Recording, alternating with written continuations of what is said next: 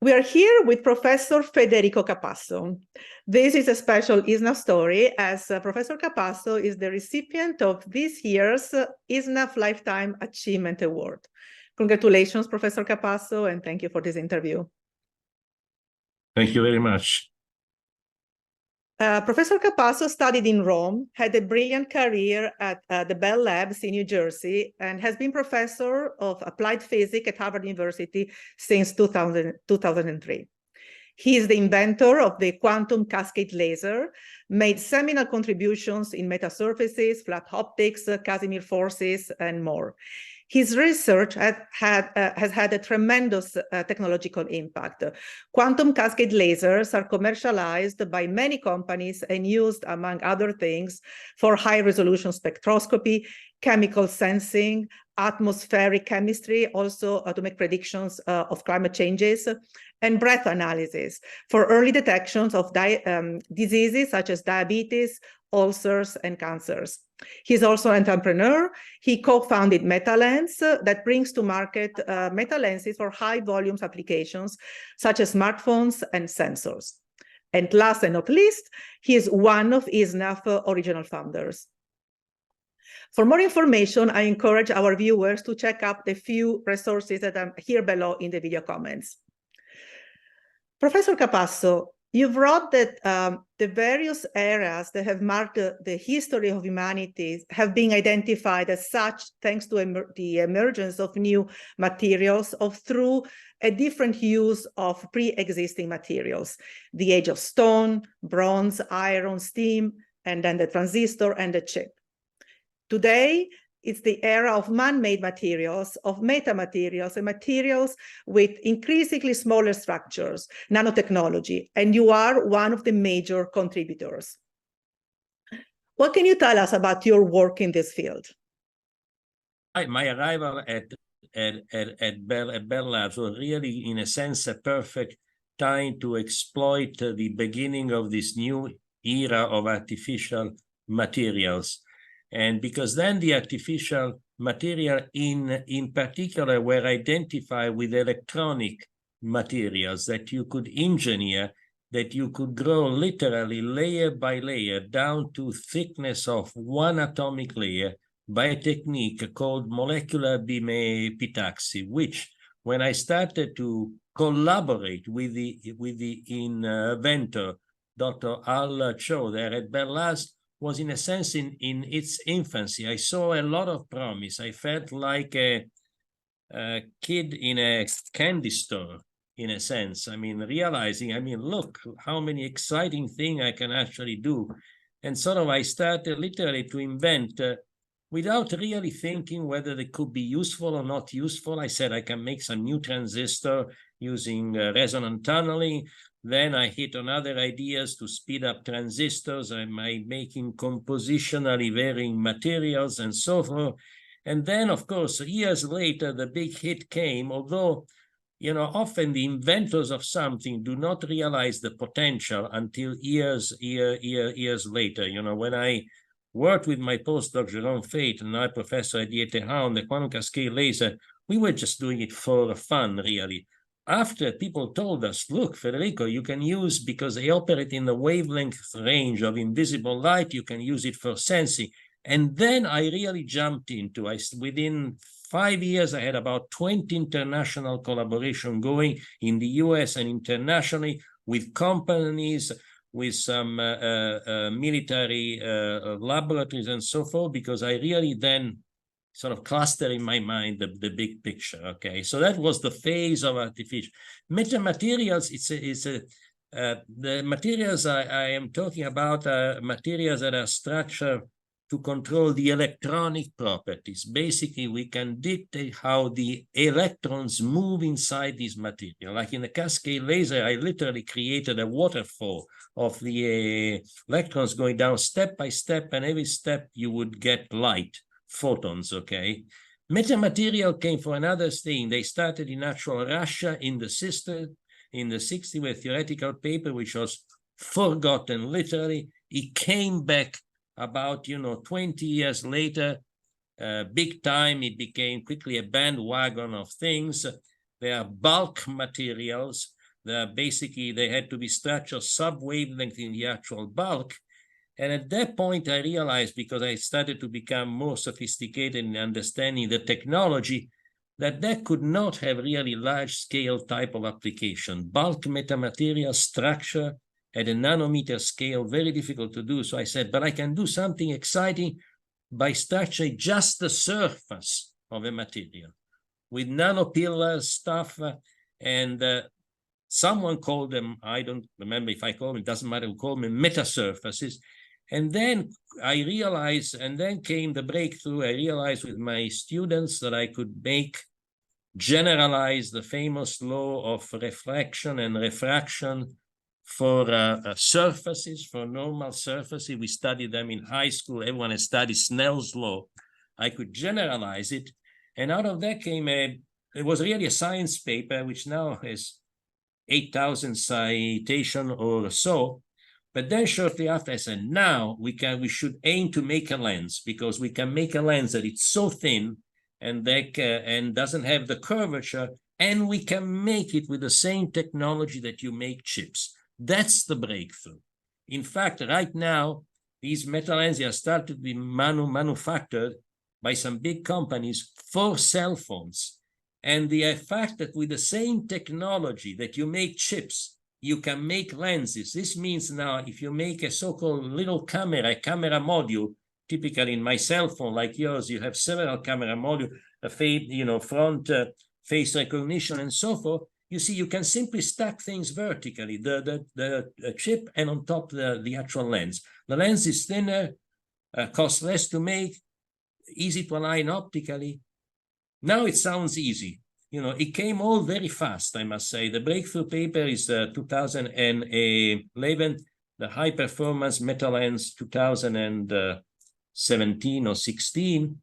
And then I decided I'm going to start a company. And with my student, Rob Devlin, with the CEO, we started like most startups, you come from California, so you know what is the fate of most startups. There is a famous valley of death of startups. And we went through the valley of death. At some point, we were running out of money. We didn't know what to do. Fortunately, one of our investors believed very strongly, poured in some more money, and eventually my student became the CEO, and that turned it around completely. Now there was an announcement just 2 months ago, a nice Forbes article on it. The UMC, one of the major foundries for semiconductors, partnered with Metalens to essentially make lenses for cell phones, laptop, you name it. So this is sort of the brief story. So the artificial material, I started with the electronic one, and then I migrated, but was the real plan? No, I think one thing, look, people often ask it, I don't think I'm particularly smart, but I have a good feeling for things and a good instinct. At some point, at the right time, I can see I had the flexibility to change what I was doing and jump on a new opportunity. That, I think, is something that I'm particularly proud of personally. There are a lot of smart people. I tell my students, intelligence is basically cheap. It's easy to find. There are tons of people who are much smarter than me, you. But impact is a different thing. For impact, smarts is important in a certain level, but you need much more, right? Passion is important, curiosity, and flexibility. I think I always tell you have to be flexible these days, right? And I believe you also said smaller steps and persistent. Yeah, you always start small, I think, right? There are very few cases in history. Well, maybe in the one case, Alexander the Great, at 21 years old, conquered an entire empire, all these lands, from Greece to Persia, then called Persia, Iran, right? Maybe that's extraordinary. But even the cases which are more famous, if you see like Einstein started in small steps, and it was not obvious at all. At some point, things came together, right? So I think it's always small step. A quote that I like by a scientist, Russian Pavlov, the riflesso condizionato. I don't know he said, be passionate about science and gradual. gradual, step at a time, not trying to make big leaps. We mentioned the Bronze and Steam ages. How would you like this current era to be called and remembered as in the history books? Well, it is generally the area, I think, yes, of artificial materials, which in generally come in categories of, electronic material, optical material. Now, we can't forget chemistry, of course. I'm not a chemist, You can claim, in a sense, that chemistry has been making new materials for ages, but even chemistry has benefit tremendously from nanotechnology. I think the injection of nanotechnology make things at a scale which is not the atomic scale, but the nanometer scale, intermediate between what we can see and what we really cannot see, because we can't see the atoms. The nanoscale is really created, and this is something actually that Richard Feynman realized early on in a very pioneering talk that he gave in the 50s, called "There is plenty of room at the bottom." It's a very inspiring thing. He imagined, he said, we can make engines, tiny engines, we can move atoms. He predicted the ability to artificially move atoms, for which they gave a Nobel Prize, with a scanning tunneling microscope 20, 30 years later, right? So I think it's true that nanotechnology, nanoscience has accelerated tremendously the development of new material by injecting a scale that before was sort of not considered, maybe. And you didn't have the capability. I think tools, the engineering part is as important as the science. If we don't create, in fact, once Freeman Dyson, the great Freeman Dyson, wrote a thing, we tend to overlook, he said, that what really makes new ages historically breakthrough is the introduction of new instruments at the right time. And this is absolutely right. Look at in science, the telescope, the microscope. Once I had an argument with a philosopher of science many years ago, I forget the name. He was arguing, says, the ideas, the revolution. I said, look, I'm telling you, Galileo would not have come up with a scientific method unless he learned how to build his own telescope and looks at the phases of the moon and this. Then he saw the big picture, not the other way around. And it's been like this. If you like, the chips are basically tools. They are instruments. Look at the transistor, right? So one of the corollary, and this is one of my favorite points, I hate the distinction, the net distinction between basic science and application. This is nonsense historically. I could name, for example, the 5 of the Nobel Prizes of Bell Labs came out of applied work. They were trying to make a photocathode to see how the electrons came out. And in doing so, they discovered the wave nature of the electron, fundamental discoveries. The Big Bang, same thing. They were cleaning up the horn and antenna to listen to the signal from the telstar, and they couldn't get rid of it. And then they made a leap, said this is some new signal, and it's probably of extragalactic nature. And there are so many stories like this. I think it's actually not educational even to tell our students, this first fundamental science, there is the application. Look in your field, artificial intelligence is now, whether we like it or not, the physicists in particular are driving discoveries. We are discovering new optical structure because we are using these very powerful tools. And then after we make the effort to understand what the machine has done, right? So... Well, you already answered to the next question, which was indeed this. You always work at the interface between basic research and practical application and why. And but you need money and organization and industry ties for this, though it's not always possible. Need also the right culture. You see, you can have all the money, but if you don't have the right culture, you don't have this fruitful interaction. Bell Labs had, by the way, was built the right culture.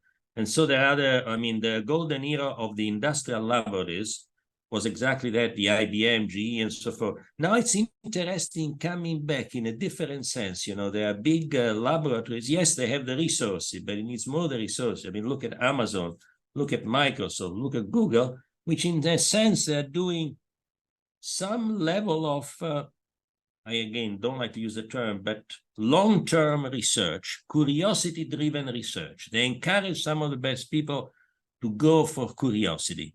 And that's a very fruitful area, right? Be curious in what you're doing, try to ask, and of course, the resources are essential. I mean, no doubt about it, right? Is there anything that you're worried about regarding possible future directions in your field? Well, you know, I must say something that for years I had naturally, about my field specifically, I don't know, I would say more a maybe philosophical point. Until recently, I thought, you know, technological progress, not only and scientific, is an inevitable thing, and eventually it would lead to something good, overall good. Honestly, I'm not so sure anymore. Look at what happens with actual climate. We can't get our act together, although we have the resources. What lacks is the will, a coherent, the difficulty for solving big problems, a coherent strategy. When it happens, it's a miracle. The Manhattan Project, that was more specific, you know, make the bomb before the actual Germans. They created an organization and so forth. My skepticism in part is because some of the problems are so big that you can't just go after them in a piecewise thing, you know. I mean, it worked for COVID. We make the vaccine and so forth. That part needs to continue to be, but somehow creating collective efforts, and that requires a change in mentality, you know. Recently, I read a very nice Buddhist proverb. It says, the same key opens the gates of heaven and the gates of hell, the same key. And this is, in a sense, what the technology, the danger of AI, right? I mean, you know, you're an expert in that area, right? If you can get out of control, the fact that CEOs of many companies now are getting worried about it. I mean, and saying, you know, went to Biden and says, we need to somehow, the same is with, in biology, look at the famous CRISPR technique for which they gave this gene editing, very powerful, but the potential for abuse is, and moreover, there is something more subtle. This has been called a bit like the dilemma of power in the following sense. I read once, I have a record on called the von Neumann lecture about, you know, von Neumann was an extraordinary genius, and they said, you know, and this is a dilemma.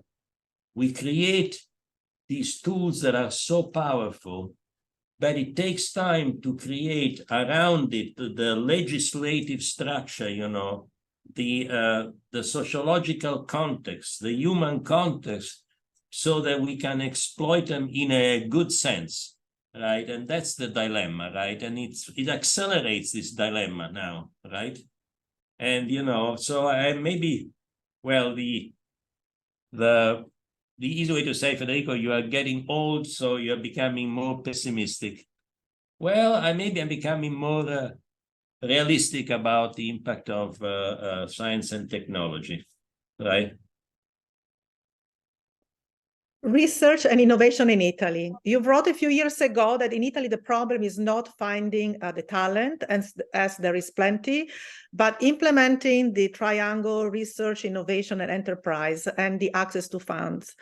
Is that still the case?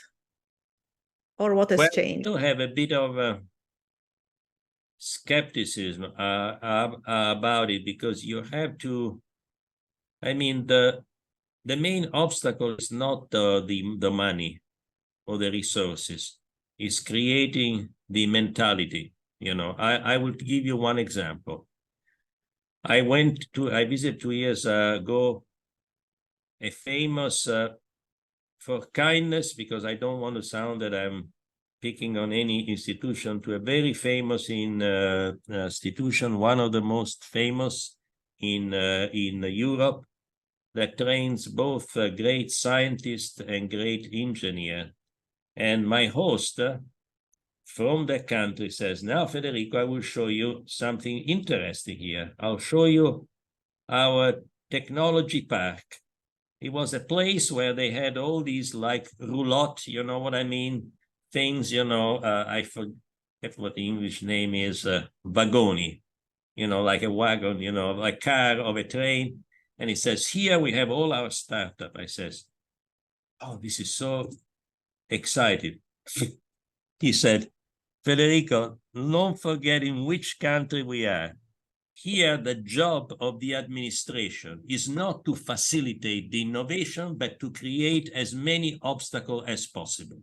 I think he was a bit extreme.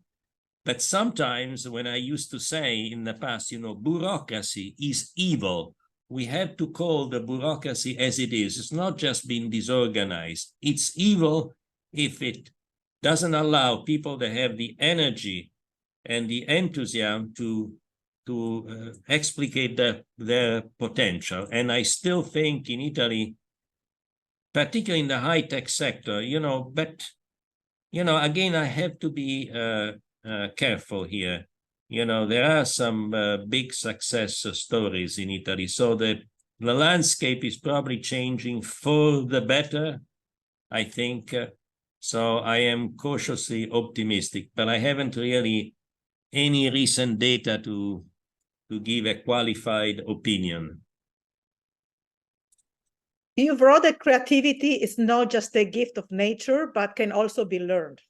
So how?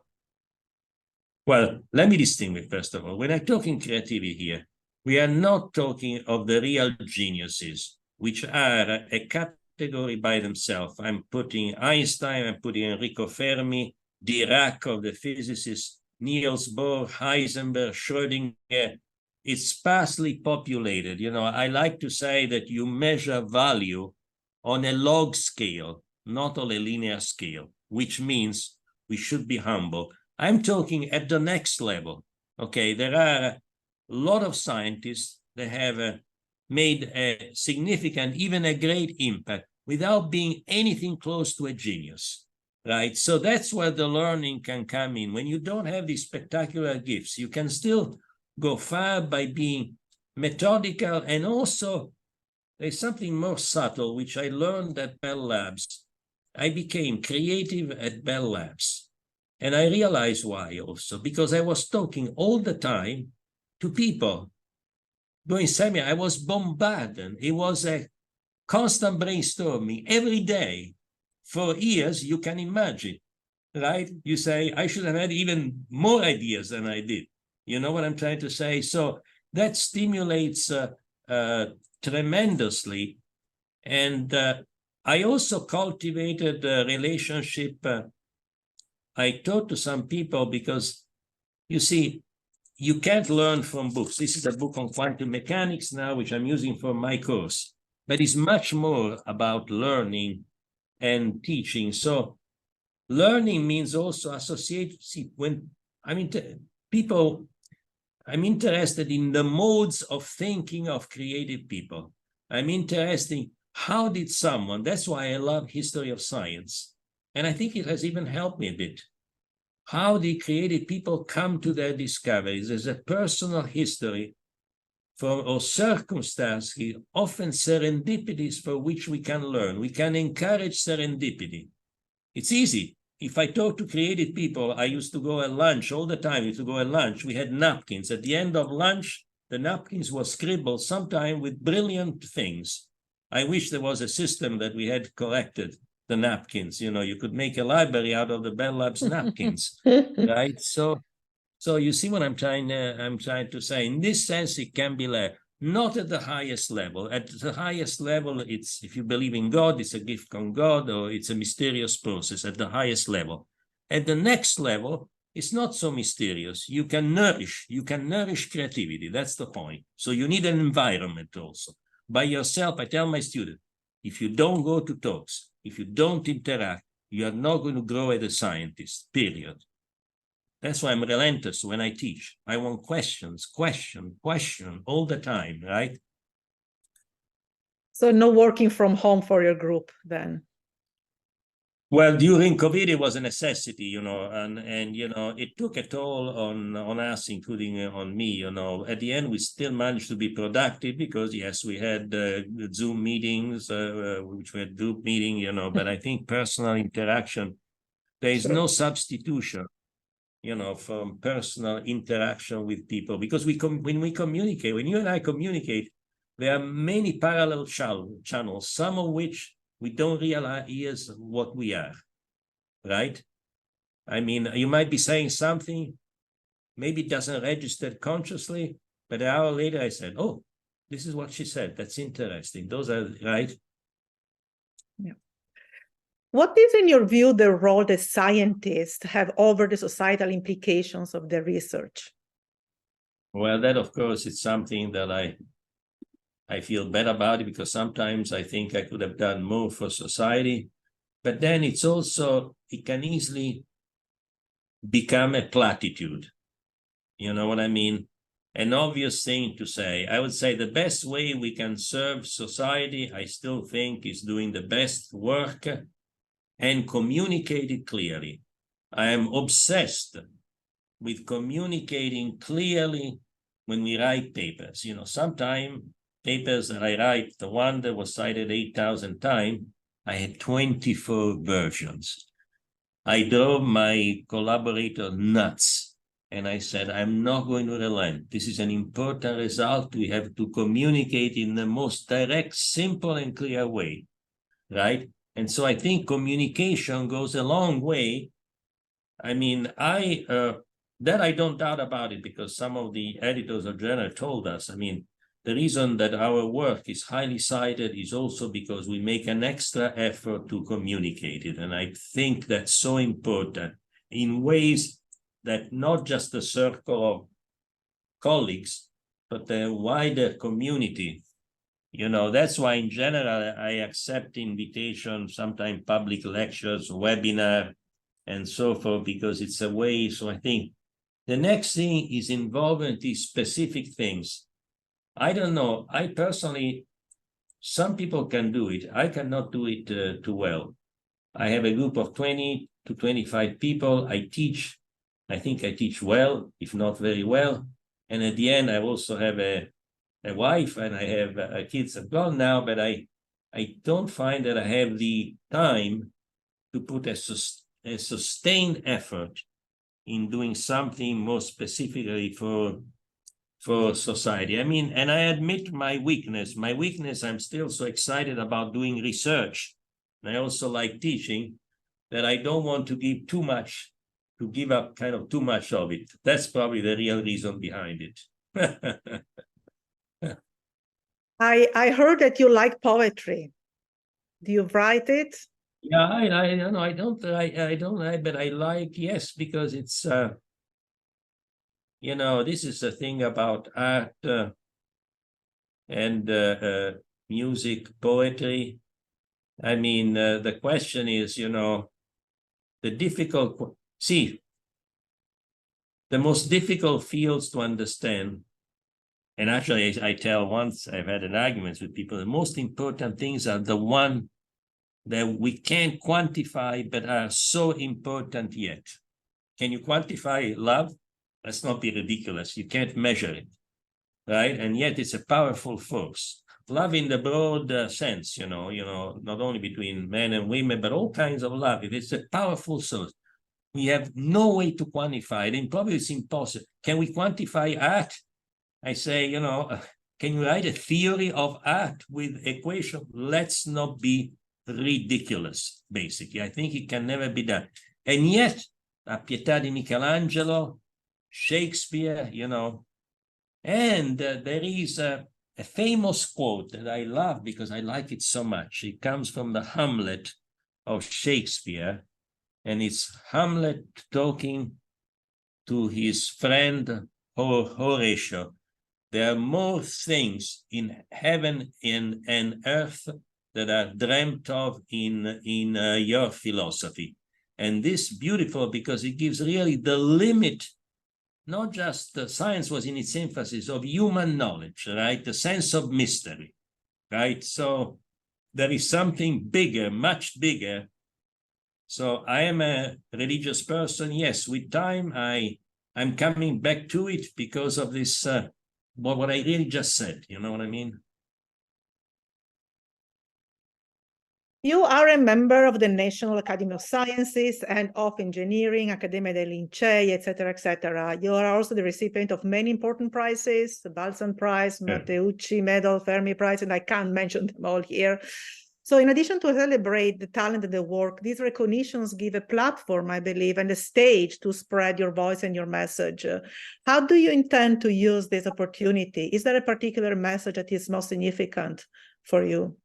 You know, the ISSNAF is a particularly kind of unique recognition because it recognizes, in general, these are Italian American scientists. They are the expatriates. So I give credit for ISSNAF. You know, yes, I was one of the founding members at the beginning, you know, with Emilio Bizzi and others, you know. And yes, there was the vision that the community of expatriates scientists being relevant and the impact it had need kind of an amplifier. And I think the ISSNAF, you know, is designed in a sense to try to amplify it. Yes, the awards are one mechanism, but also the other activities, you know, that it's organized is a symposium. I lost track of it after a while, I have to admit it, you know. I got involved quite a bit early on, and then, but I think it has this, it's a different kind of, different than the other. It's not an academy in any traditional sense, although I must say what is good is, if I look the previous winner, it's very impressive. I mean, there is not a single one that I know them all that I could have said, you know what I mean? Sometimes, you know, scientists are opinionated. Not a single one. I mean, the collection, shouldn't call it a collection. The group is so impressive and so diverse, you know. You go sort of to more somewhat social, but always scientific, you know, to mathematician like Bombieri, Enrico Bombieri, and so forth, right? Do you have any professional ties with Italy? I've had them for a number of years. Yes, in the sense that for years I taught courses, as the Italian name is Professore a Contratto.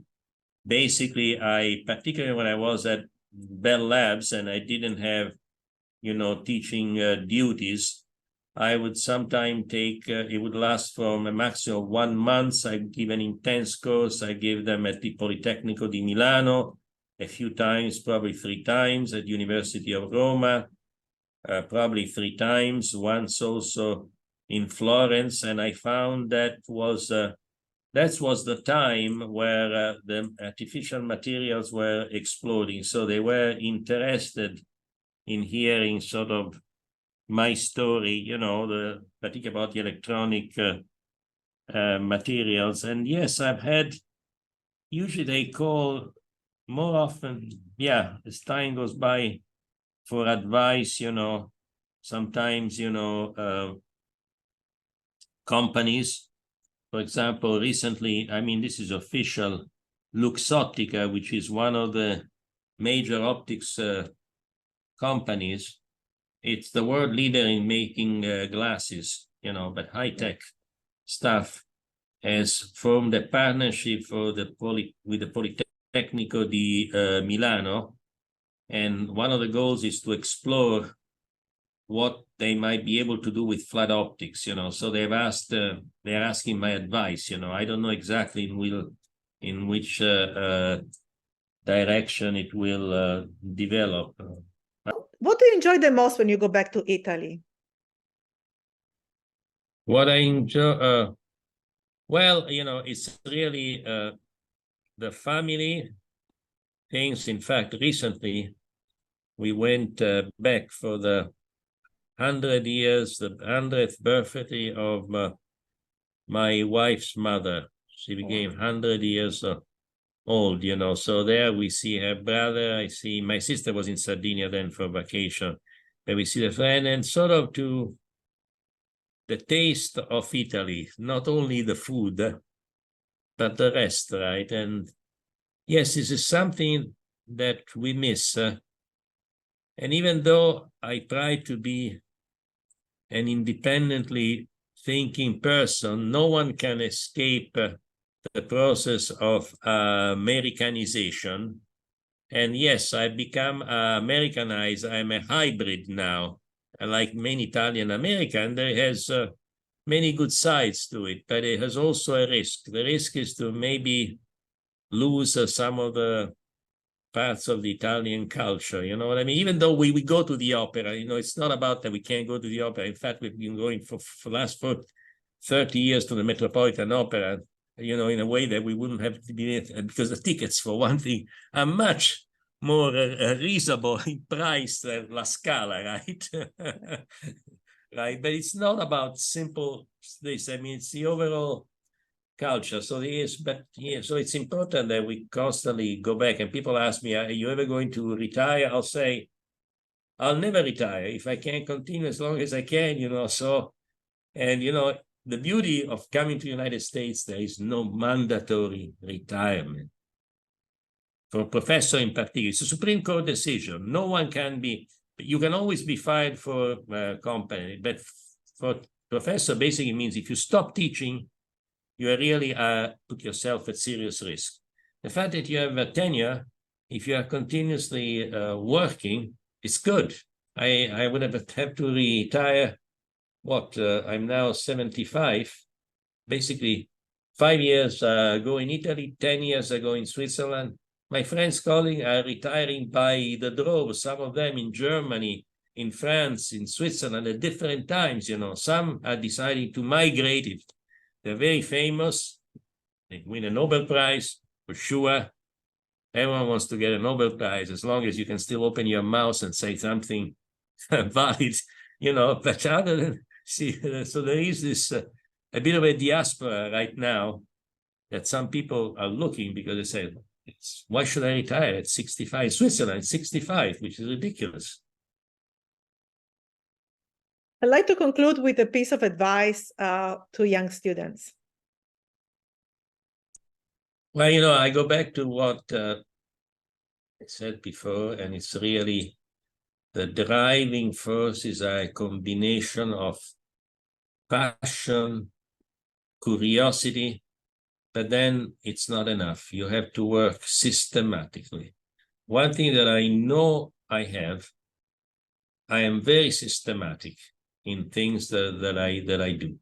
Because if you don't do systematic, the things you have done yesterday doesn't add to the things that you've done a month before. You know what I mean? So being systematic, passion, curiosity, and then I think also there is a social thing. I tell students, for example, look, I worked very hard, particularly at the last. You need a life, You need to go, you have friends. I'm not impressed when students tell me, I work till 2 o'clock in the morning. Once I said, no, I can't use a term now because you have to be careful what you tell students, but I think it's basically stupid, to get tired so much, and get sick. You know what I mean? At the same time, I tell them, if your PhD is not your top priority in these years, that's a mistake. So when people ask me the question sometimes, how do you have the balance of life? I said, you want to be a top researcher. Now, hear me on this one. You can't be completely well balanced. You have to be driven, passionate. At the same time, you should take a good sleep, possibly 7, you know what I'm trying to say? But at the end, you have to have that drive. Without that drive, nothing is accomplished, even by geniuses, I would say. right? They need to have the drive. I mean, Einstein, Fermi had incredible drive, right? So is there anything else that you'd like to share? no, I think from my point of view, I think we had a quite exhaustive and good conversation, and thanks for your questions. Grazie mille, Professor Capasso, and congratulations again for ISSNAF Lifetime Achievement Award. Grazie.